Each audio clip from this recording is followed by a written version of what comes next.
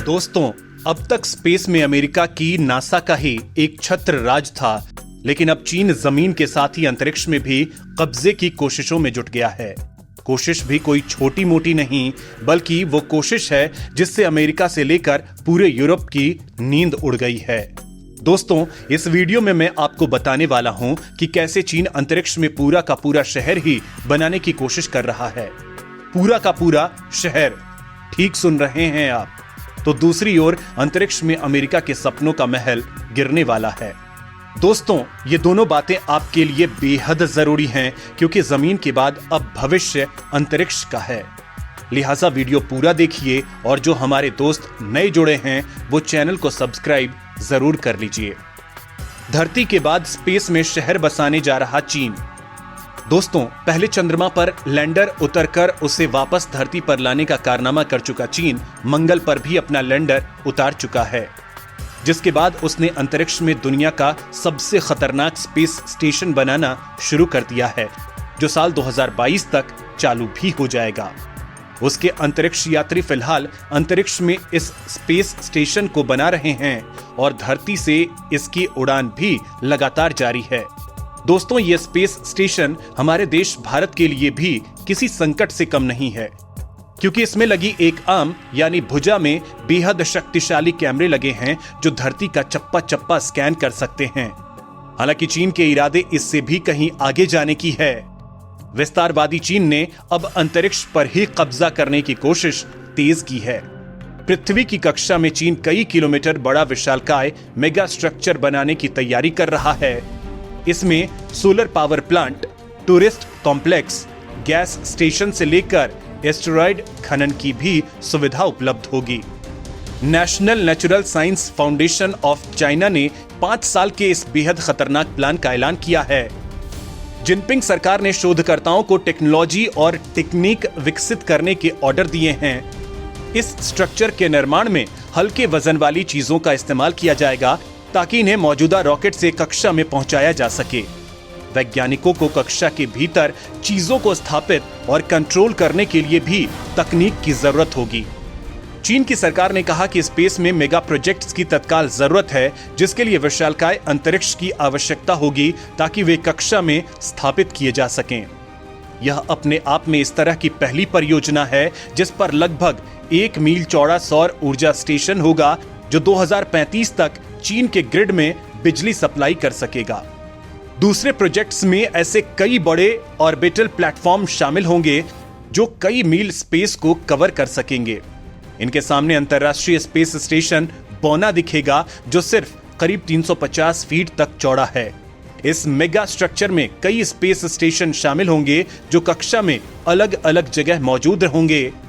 चीन पहले ही अंतरिक्ष में अपना खुद का स्पेस स्टेशन तियांगोंग स्थापित कर चुका है। इसकी योजना अंतरिक्ष में नए रिसर्च मॉड्यूल और टेलीस्कोप भेजकर अपने आकार को बढ़ाने की है। मेगा स्ट्रक्चर को लेकर चीन ने कोई खास जानकारी नहीं दी। नई जानकारी सिर्फ रिसर्च के लिए दिए गए निर्देशों को लेकर है। अमेरिका को सीधी चुनौती दे रहा है चीन। दोस्तों, चीन अपने स्पेस स्टेशन के जरिए अमेरिका के नासा को चुनौती देना चाहता है। नासा कई यूरोपीय देशों के साथ मिलकर इंटरनेशनल स्पेस स्टेशन को ऑपरेट कर रहा है। फिलहाल इस स्पेस स्टेशन पर 7 अंतरिक्ष यात्री मौजूद हैं, लेकिन अब ये अंतरिक्ष में ही बिखरने की कगार पर है। रूस के अंतरिक्ष यात्रियों ने इंटरनेशनल स्पेस स्टेशन के एक सेगमेंट में नए दरारों की खोज की है। ये दरारें आने वाले समय में और चौड़ी हो सकती हैं। इससे पहले अंतरिक्ष अधिकारी ने कहा था कि ISS के ज्यादातर उपकरण अब पुराने हो चुके हैं। उन्होंने चेतावनी भी दी थी कि 2025 के बाद ये उपकरण टूट सकते हैं, जो बेहद भयावह स्थिति होगी। स्पेस स्टेशन हाल ही में कई तरह की घटनाओं से गुजरा है।